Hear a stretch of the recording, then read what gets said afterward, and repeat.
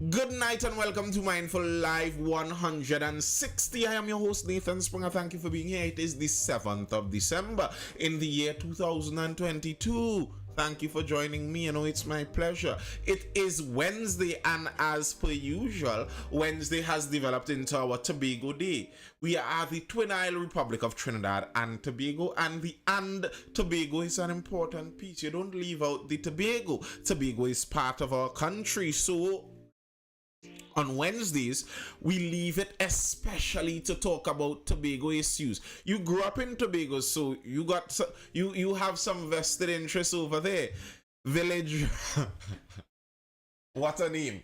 Village Ram 268 says, I feel sad for TNT, so much potential, but corrupt politicians all over the Caribbean. It's the same. To be honest, Village Ram, it's not just the Caribbean. You can't just point the finger at the Caribbean. It's all over the world, really and truly. I think when we talk about these issues, these issues aren't a Caribbean specific issue. They aren't an Trinidad specific or Tobago specific issue. They're a human specific issue. It's human nature. Yes, sir. I came and I got my pies. Thank you very much. Much appreciated. So we're talking Tobago on this lovely Wednesday. And for those of us who may have been paying attention to the news, there has been quite a bit of news coming out from Tobago. You see, Tobago made some history recently. It was just about a year ago, you know. Not that long ago, about a year ago, Tobago kicked out the PNM. There's a page online with that name. One of those political social media pages. Kick out the PNM. A page online. And Tobago got through with that. Tobago successfully removed the PNM from governing them, and the PNM had quite a bit of governance there. The PNM was basically the only governing party over there in Tobago, but Tobagonians were like, nah, we're voting for a party to go in there and change this whole madness, to fix this system and work better for the Tobagonians. Tobago did just that, kicked out the PNM, gave this new party a 14-1 margin of victory. And now this new party has disintegrated. Barely a year in, and the party, well, it's not that the party is no more, but the party isn't the same party that existed when they contested that election. The party that existed is no more. All members have resigned, basically. And now the party leader is calling for fresh elections to, you know, put up a brand new slate. There are so many problems inside of this, but I don't know if what exactly precipitated this latest thing, but there was an incident that occurred in the run-up right before all of them resigned. An incident occurred with one of the senior members of, well, they're no longer PDP, I guess they're the independent THA group. A senior member in the independent THA group, there was a little issue that came up with her, and that was right before all of them left. So I found it curious, and I said, we're going to dive into that. THA secretary, ease me up with the early weekend calls. THA Deputy Chief Secretary Dr. Faith by Israel has told members of the public seeking her help for non-payment of salaries not to do so at 6 a.m. on the weekends. By Israel, who also holds the portfolio of Secretary of Health, Wellness and Social Protection, posted on Facebook on Saturday. This is last week. Folks, as much as you believe that we are magicians, I can't do anything at 6 a.m. on a Saturday morning to rectify you not getting paid from another division. In fact, I can't do anything at that moment in my division. Earlier, ease me up with the 6 a.m. calls on Saturdays and Sundays, please. I'm begging. Her post included a screenshot of 4 incoming calls from 6:02 a.m. to 6:22 a.m. So it's B. Israel, Thank you, Empress Rooney. I always found something curious there, and to me, I read Be Israel before, but constantly in the news, I see it written as By Israel, and I hear them pronounce it as By Israel, and I was like, wasn't this Be Israel? But thanks for confirming that for me. Much appreciated. Be Israel has been condemned by members of the public and other Tobago politicians, including her Progressive Democratic Patriots political leader, Watson Duke. Of course she was. My question is, who is the majority leader? The majority leader, Kibbs19 over there on Instagram, the majority leader is the person who has the support of the majority of the House. And that would still remain as Farley Augustine, because he would have the support of the majority of the secretaries in the House. That's just the reality of it. Although they are not representing one umbrella party.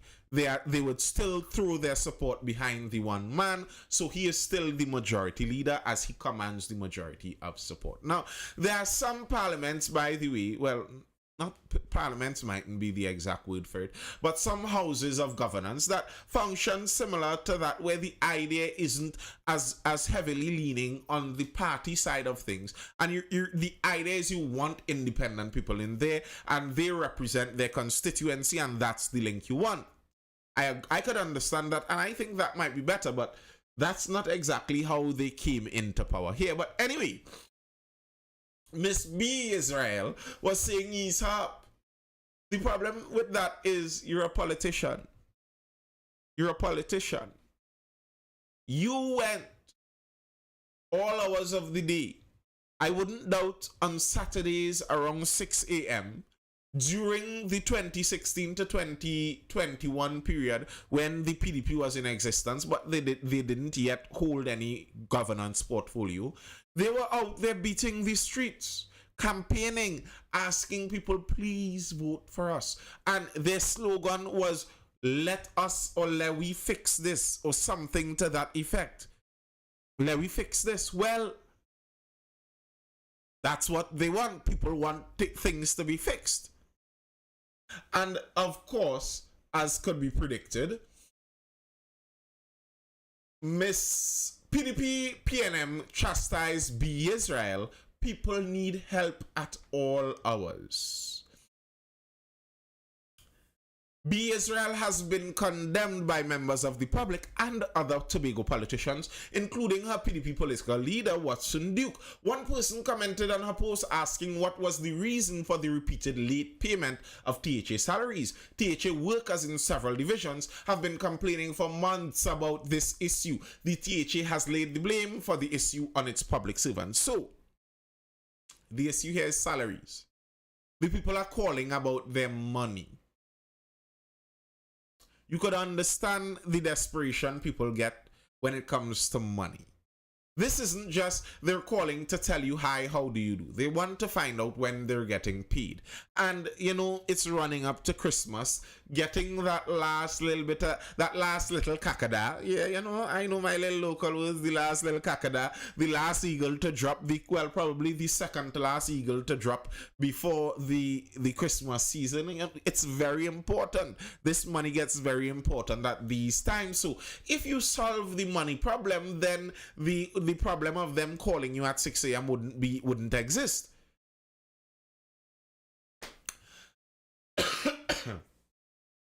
Although most people criticized Be Israel's response, some people supported her. A THA official who works in her division said, and I that's already a bit of a conflict. If you're a THA official who works in her division, she's your boss. What do we expect someone to say about their boss?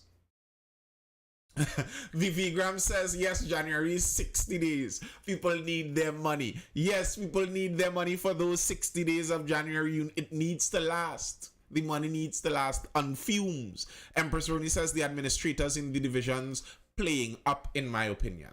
Well, you're a Tobagonian. You would have a better opinion of such. But yes, the person who works for Miss B Israel, said pretty soon they will show up at your house to wait by the garage where you park the car, or even better, at church when it's just over to go home. But the best is when they start meeting your mother and sending messages or envelopes with numbers to call. And here's the thing.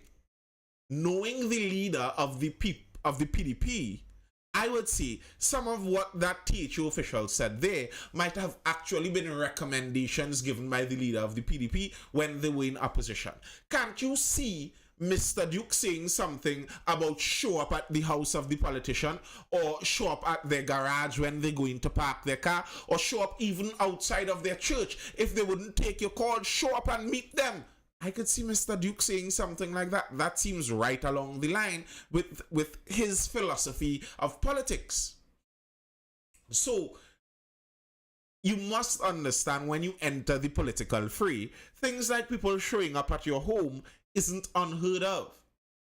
Recently, the Minister of, was it the Minister of Works and Transport, had people show up at his home, the scrap iron dealers, because they were upset about the industry remaining closed, etc., etc. Empress Rooney says, yes, Duke say that when he was asking for people to put their info in envelopes. You see, I didn't know that for sure, but I am not surprised by it, because it sounds like the character of the man.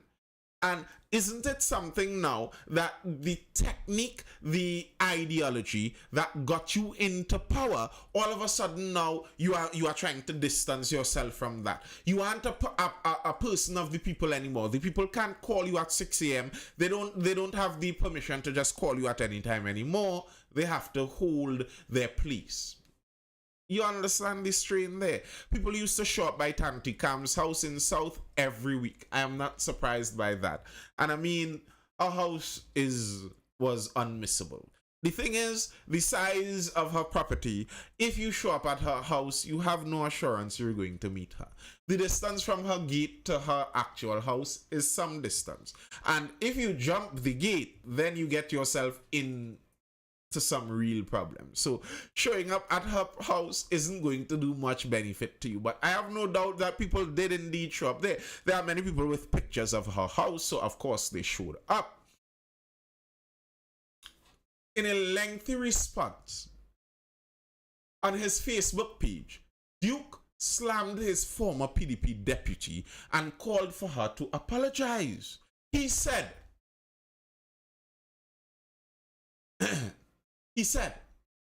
as humans, we are no strangers of wanting help from others outside their normal working hours. Despite our fears of not being answered, we call anyway, still holding on to a glimmer of hope that our problem can be solved or our call can be answered. And when we received an answer or a required service outside the normal hours of work, we become elated and sing praises to those who helped and the administration that responded. It might be useful to keep in mind that behind the ease me up calls are people that we pledged to represent. Think for a moment, why did they call so early and the personal distress they might be experiencing? He said B. Israel should have simply responded when it was convenient instead of making the Facebook post. And I agree. I think her big sin here was the Facebook post. Everything not for Facebook. Everything is not for Facebook. I think that's the main issue here. As an elected official, that's the lesson that has to go out here. Everything is not for Facebook. You have to bear in mind what social media is. Social media is you're putting something for the permanent audience, of all of humanity for all of time. Like that when you think about anything you're putting onto social media, that's the kind of gravity you have to think about it with. I am putting something here to be seen by all of humanity for all the rest of time. When I put this here, would I be okay with that? And as an elected official, You have to understand that. Darian Melville says Duke is a hypocrite, though, and that is a surprise to who? He is the master of misplaced social media posts. I don't disagree, Mr. Melville. I don't disagree at all. And Mr. Duke faced the consequences of those bad posts he made too. Now, he is a bit more brass-faced than many other people, and he is able to stand up in the face of what is obviously not the best move and still hold on to it. Miss B. Israel didn't do the same thing. To her credit, to be fair, to her credit, I'll give her credit for this. B. Israel apologizes for telling public to ease me up. THA Deputy Chief Secretary and Secretary of Health, Wellness and Social Protection. And why that sounds like a bike riding this hour playing loud music? Trinidad is a special place, you know. Somebody on a bike with no bass and just heights and mids playing music 10 o'clock in the night. Like go in your house and take in the podcast. But something I find very interesting about this, very interesting, is part of Miss B. Israel's portfolio. She's the Secretary of Health, Wellness, and Social Protection. I mean, if you are the Secretary of Social Protection, is it any surprise that when the society feels like they need some protecting, you're the person they try to contact? And I would think something like social protection isn't something that will be too strict on working hours. You know, you want to be able to meet people at their moment of distress. And the moment of distress, when you're talking social protection, isn't always on Monday to Friday between 8 to 3. I mean, anyway, she apologized. She said she has blamed a lapse of judgment for her recent outbursts on social media. In an interview with Tobago Updates on Monday, B. Israel expressed regret. I think at that point, I was a little hurt. I was very tired and a bit frustrated. I accept the fact that doing the post, that was a lapse in judgment. I agree, Miss B. Israel. I agree. Central Trinidad is truly special indeed. Facts. Facts out there. But here's the thing. I think Miss B. Israel says something very revealing in this.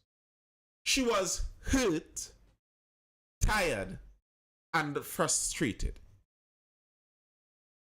I kind of believe her. Darian Melville says, I think she's guilty of becoming a social media celebrity, though. I don't doubt that. Nearly all of us, even me, I mean, I do social media content, so obviously I would have some kind of reaction to this. Everyone has a reaction to the attention you get on social media. That's a strange thing. Humans are social creatures. The amount of attention you get on social media could give you a lot of positive reinforcement, and it does some strange things to our behavior. I don't doubt that. But I could believe that she was hurt, tired, and frustrated. And you see that combination, that's the combination when you should be quiet. In reality too. If you are speaking to someone and you are hurt, tired, and frustrated, that might be the time when, you know what, I would not answer you right now. Because if I answer you right now, the hurt, tired, and frustrated version of me is going to answer you, and you aren't going to get a very nice answer.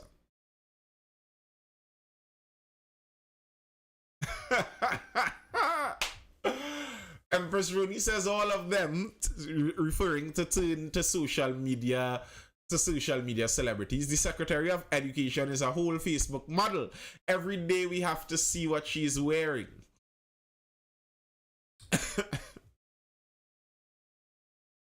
Drunk too. Be quiet when you're drunk. Good night, good night. KP, facts. So if you're tired, hurt, and frustrated, be quiet. If you're drunk, be quiet. There are just some conditions you don't use social media in. You don't drive when drunk, and you don't post on social media when drunk either. And you try not to do it when frustrated, tired, and upset also. Especially when you see that you have a lot more weight on you. You aren't just an average 18-year-old. You know, if it's an average 18-year-old and you're frustrated and you're like, hey, all of my haters in my DMs, ease me up, okay? Ease me up. Like, nobody cares. You do your thing, sis. All your haters in your DM should ease you up. Very well. Fine. You aren't an average 18-year-old. You are the secretary in charge of a whole division inside of a country. That's not a minor portfolio. It's kind of important what you're doing there. You can't just post off of the top of your head. She explained what led to the Facebook post. And listen to this. I found this very interesting. Vivigram also says, don't call or text exes when you are drunk too. That should go without saying. Denicia John says, according to Granny, when you have nothing good to say, stay quiet. But listen to what led up to the post. Listen to what led up to the post. It was a quoting from Miss B. Israel here. It was actually a situation where the person who called, I am the one who helped them to get the job a month or two ago. And this was the first communication that I had with them since then. It was not a Dr. Faith, I get through, it going good, or I starting tomorrow, or anything like that. It was a 6 a.m., me ain't get paid yet. And I thought, wow, I guess I can't do anything right. She went on, we are all human beings and we have these feelings, we have all of these emotions, we have all of these expressions, and it is what it is. True, we are human beings. I understand that situation. Now, let's see if we could break down this situation. Let's go through this situation a bit here. The first thing I found very interesting, extremely interesting with this, is that she says, I am the one who helped to get them the job a month or two ago.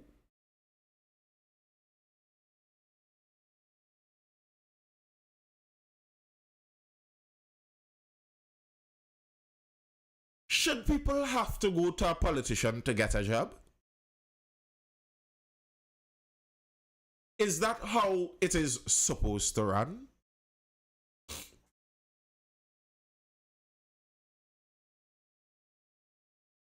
That might be the first problem right there. The fact that she was the one who got the person the job. And she was expecting, it was not a Dr. Fate, I get through, it going good, or I starting tomorrow. That's what she was expecting. But instead, it was a me ain't get paid yet. Now, here's the thing, Miss B. Israel. Ideally, people shouldn't have to go to a politician to beg for a job, to ask for a job. Let's not go hyperbole and say beg. To even ask for a job, you shouldn't have to go to a politician to do that. But if the situation is that in Trinidad and Tobago, I must go to the politician and ask them for a job. Okay, fine. It is what it is. Now, very likely, if someone went to her for a job, very likely that person may have been a PDP faithful. That's how those things usually run. Very likely the person who she's speaking about here would have been a PDP faithful, a party faithful member. Someone who has already done work on the ground for the PDP. Very likely that's who that person is. It's not just some random person who has the ability to go and talk to them and request that job. Okay. I go request this job. It's not ideal, but fine, I request the job and you get me the job. But then, 2 months in, because she said she was the person who got the person the job 2 months ago, a month or two ago. So 2 months gone, and I ain't get paid. Who you expect me to call? Who am I going to call? Remember, I didn't apply through the Public Service Commission to get this job. I didn't send in a resume to get this job. I didn't go to the Human Resource Department to get this job. I went to you to get this job. you got me this job. So if 2 months in this job that you got me, I'm not getting paid, who do I contact? She was the link. Exactly, Denisia John. You're the link. If you're the link, who you expect me to contact? I'm going to contact the link. I want the link to link me with my salary. Listen, the person that went into that job, they didn't go to work just for the goodness of Tobago. You know, they love Tobago so much. They just want to donate their services to the good betterment of Tobago. I don't think that's why they went in there. They went in there to collect a salary, to make money, to get paid. If 2 months in, you link me a job, I don't get paid, of course I'm going to call you. Of course I'm going to call you. And the other point to this is, I wonder how many other calls were there before the calls at 6 a.m. on Saturday morning. The calls that she showed were from 6:02 to 6:22, 4 calls on a Saturday morning. Those are strategic calls. I've called people strategically before. That's what you call strategic calls.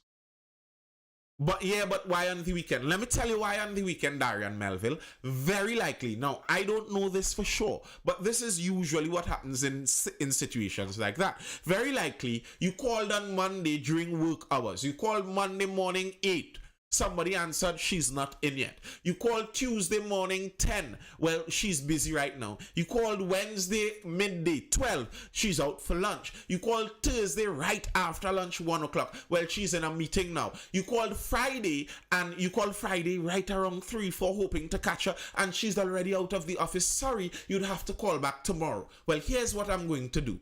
I'm going to go and talk to your brother because I know him. This is Tobago. I'm going to find your personal cell number and I'm going to call you Saturday morning. But I have to call you at a strategic time on Saturday morning.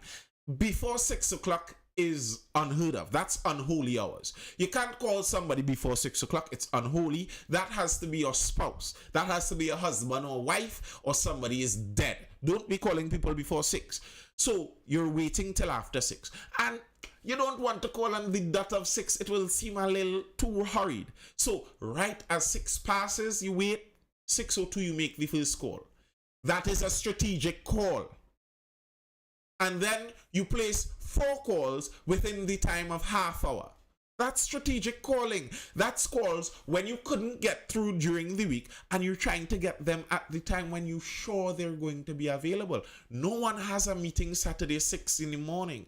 No one is at lunch Saturday 6 in the morning. No one is supposed to be anywhere else Saturday 6 in the morning. You're supposed to be somewhere where you could finally take my call and pay attention to me. But here's the thing. The person was right, because the 4 calls at Saturday 6 in the morning were the calls that she recognized and she made a post about. The person with the 4 calls on Saturday morning, at the end of the day, they got their issue to make national news. So, you might see that the person who called Saturday 6 actually had the better idea. How many people are still waiting to find out about their salary and get no response, calling all during office hours, and they're getting no response? Saturday 6 made them make a Facebook post though, and then had to recant the Facebook post. So you had to pay some attention to my issue now.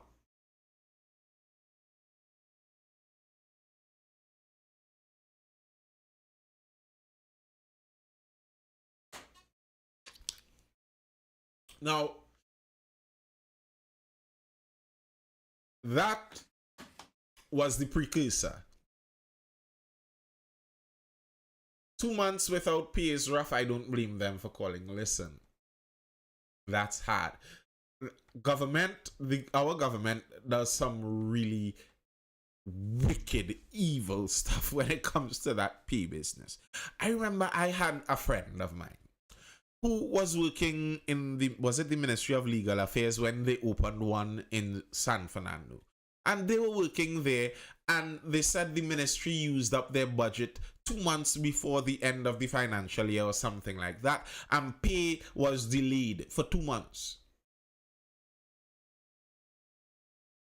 I think it's a little bit simpler. Friday was paid and they didn't notice pay wasn't received until Saturday. Nah, because it's 2 months. It's not that simple. It's 2 months. And I don't think you make a Saturday 6 a.m. call after missing pay on Friday. That's not what you do. We're Trinidadians. You know, you're looking at that ATM or your online account, you're checking Friday, and you say, okay, let's roll it over to the next week, maybe the Monday or Tuesday. You aren't calling someone Saturday 6 a.m. because pay missed on a Friday. It's not generally how it goes. But yeah, 2 months, and the thing is, without being paid, some people can't get to work. So you can't get the salary that is going to allow you to go out and make the salary that you aren't getting anyway. It's just a compounding cruel cycle. That's wickedness. You should be paying people. As long as you hire people, pay them. I find that's ludicrous the way that happens. And I don't think many of the higher-ups in government struggle to get their salary the way many of those in lower positions do. I just don't think that's how that works higher up at all. Now, this whole issue with Miss B Israel, they played off right before the news broke. The news broke that all the members in the THA are resigning. Mass resignation from PDP of Farley and team. Tobago now run by independent. Chief Secretary of the Tobago House of Assembly, Farley Augustine, has issued a press statement disclosing that he and his colleagues in the THA have taken the collective decision to resign from the Progressive Democratic Party, effective December 1st, 2022. December 6th was their 1-year anniversary. The party did not make 1 year together in power. They didn't make 1 year. That's a bad sign. That's a bad sign. And I saw some people say this, and I think it's true, that it throws cold water on other third-party alternative party politics that we want to play in Trinidad. Whenever other parties come in and say, well, we're a good alternative, vote for us, people could look back at PDP and say, well,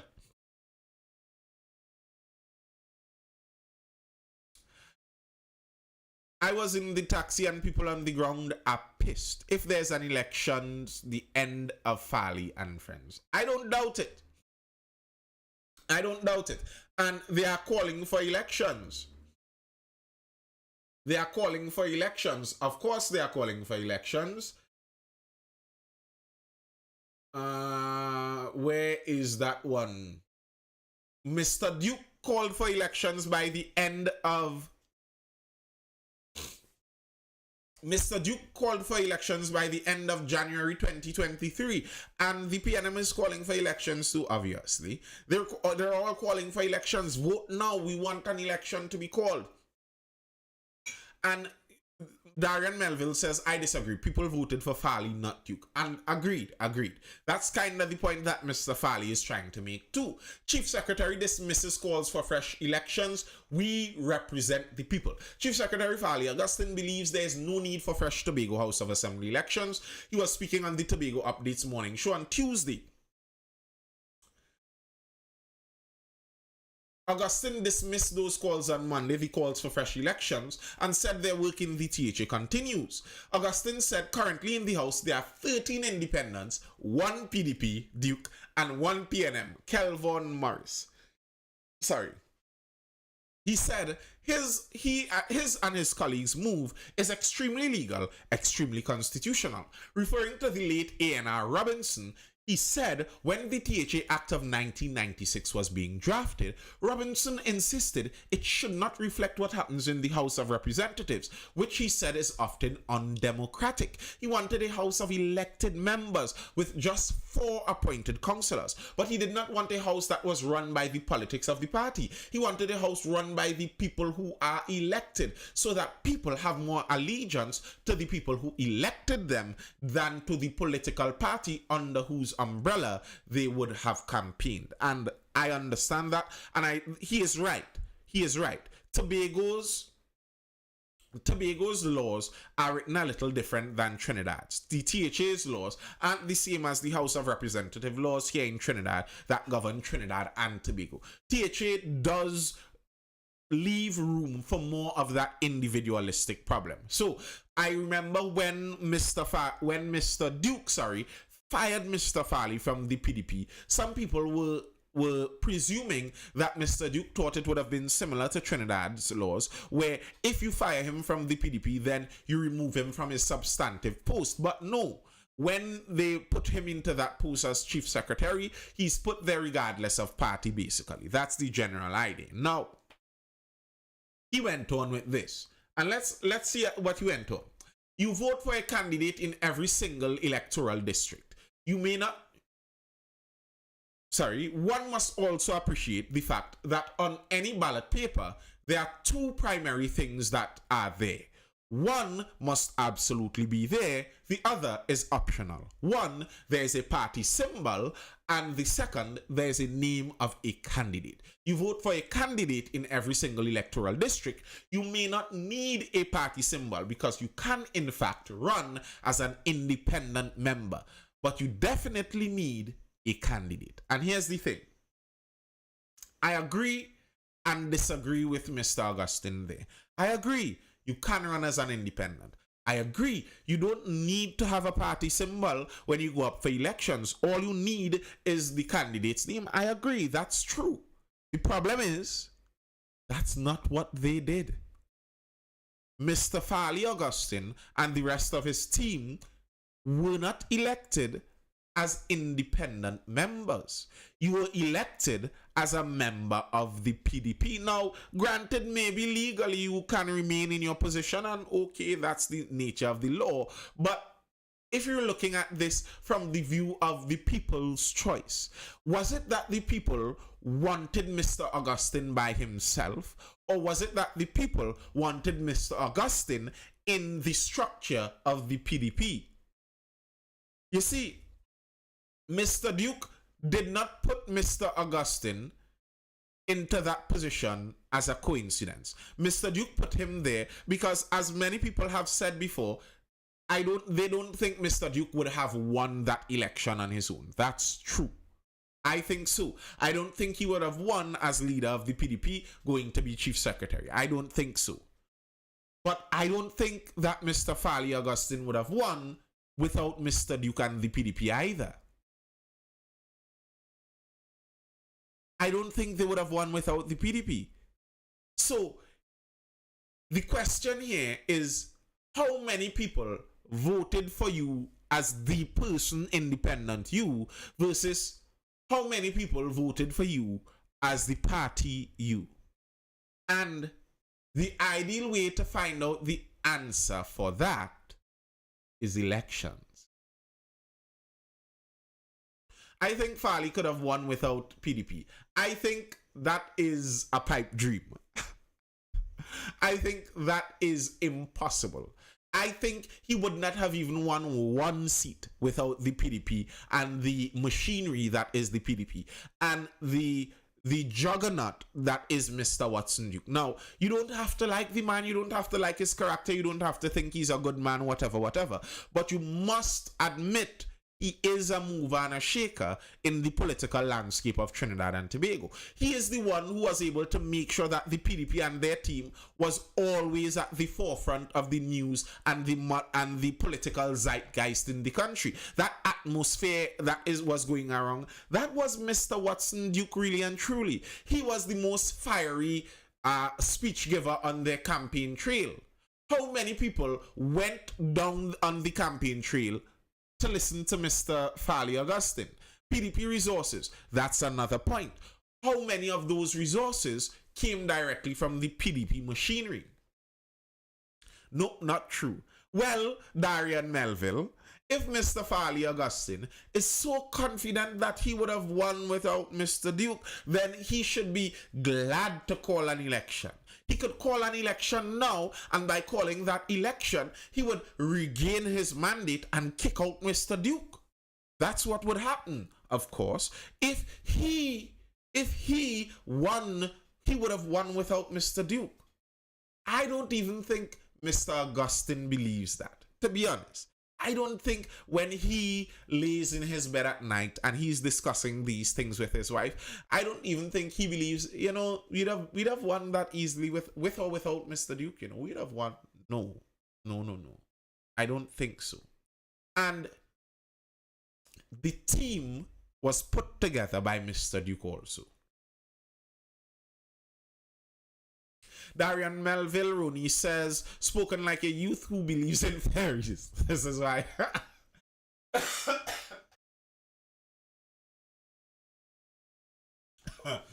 Oh my goodness. Behar says, yes, Duke learned politics. Well, he had years of training as the PSA leader after all. Mr. Duke is an expert at rabble rousing. He knows how to make himself known. Remember, he's the guy that swam from Tobago to Trinidad, and he swam like 50 meters and then jump on a jet ski and jump on a pirogue, but it still got the eyes on him. It still got his name being called out there. Listen to this. Listen to this piece that that Mr. Fali Augustine said here. He said the PDP riff, the PDP internal riff, was unanticipated. This is Mr. Augustine speaking here. That is not something you could have foreseen a year ago. And it is the nature of the business that we are in. There are always several moving parts, and some things evolve. Sometimes things evolve. We also must appreciate that life occurs in seasons. And the season that is the PDP is just over for most of us. He said Duke played a major role in the circumstances that unfolded. Darian Melville says, well, I'm giving a perspective of an average Tobagonian, and most Tobagonians didn't fancy Duke until Fali. They didn't fancy Duke to lead them. They didn't fancy Duke. And Duke knew that. That's why he did not go up for the leadership. But they fancied the apparatus that Duke brought. They fancied the ideology that Duke brought. Much of the promises of the PDP came from Mr. Watson Duke's mouth, not from Mr. Fali Chavez Augustine. The promise of the ex gratia payment, I don't know how many of you still remember that. The Tobagonians were supposed to just get baps, a piece of money set down in their hand once they vote for the PDP. That promise didn't come from Mr. Augustine. It came from Mr. Duke. So, what Tobago wanted was they wanted the Duke apparatus with the Fali Augustine image of that scout image, that image of integrity that Mr. Augustine still had. They believed that, okay, we could get the efficacy of Mr. Watson Duke with the honesty of Mr. Fali Augustine. We put those two together and we get a beautiful team. I don't think either of them would have gotten into that place by themselves. Neither would have. But listen to this ridiculous statement made by Mr. Fali Augustine here. He is saying that the PDP internal rift was unanticipated. He says this was not something you could have foreseen a year ago. And I would say that's a lie. That is ridiculous. It is nonsense. It's cockamamie. Because everyone could have predicted this is how this thing would have turned out. Mr. Duke isn't a changed person. This isn't a brand new Mr. Duke. This isn't some change of Mr. The leopard changed his spots, and oh no, we never knew Watson to be this kind of character. This has always been who Mr. Watson Duke has always been. So what are you talking about that this was unforeseeable? I don't think it was unforeseeable. I think one of two things. I think one of two things here. None of them being that it was unforeseeable. One was that it's either these people were very naive and they thought somehow they were going to get into this and Mr. Watson Duke is going to change who he is and we are going to do things our own way, and they were naive and gullible. And in that case, do you want naive, gullible people ruling your country? That's one. Or secondly, this may have always been their plan. Their plan was to use the PDP ticket, and whenever convenient for them, they could jump off of the boat. And if that's the case, then that would mean there would be some opportunistic, power-hungry lurkers.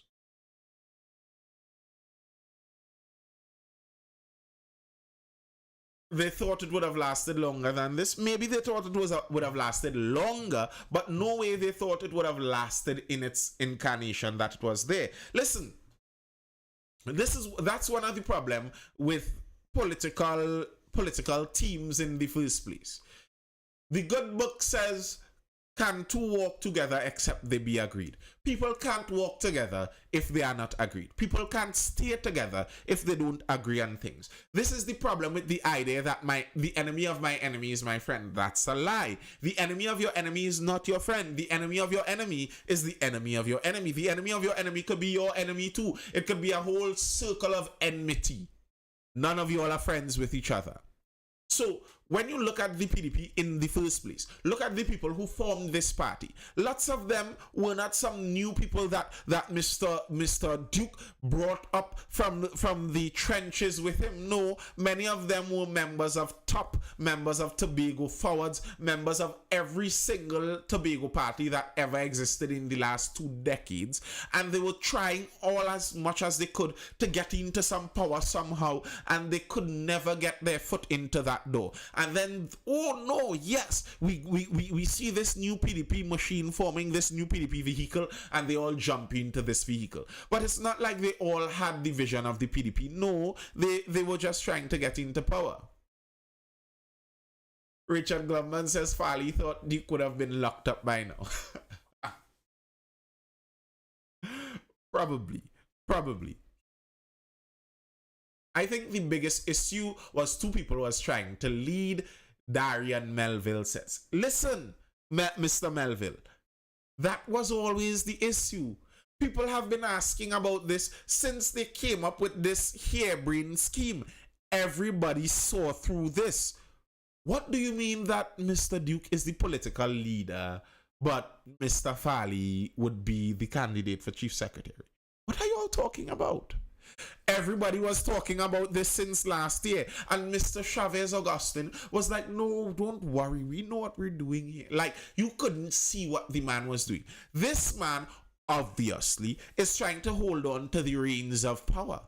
He put you there and said you're going to lead chief secretary. Yes, but no, you aren't the leader of the party. No. And if you go look at the name Mr. Duke changed his name to on Facebook.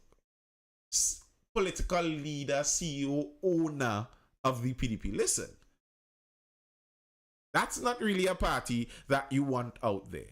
You don't want to vote in a party where one man sees himself as the sole owner of the party. That's some scary business. That's like the man is announcing that he wants to be dictatorial and please vote for me. No, thank you. Behar says Duke never had a constant slate, even as the PSA leader. No way PDP could last. I agree. And now the PNM are waiting on the sideline for the ref to sub them in. Precisely. Yeah, that's some scary stuff. Precisely. The PNM is waiting. The PNM is like, yes. Elections, please. Prince Augustine says Duke was outfoxed. They understood Watson and bided their time to hit him the shaft. They no longer need him. I'm voting for Nathan 2025 once he's on the ballots. I am not going to put money to go into that corrupt piece of race. All right. That's all I have for now, you know, folks. That's all I have for now. That's the curtain call there for Tobago Day when we talk about Tobago issues.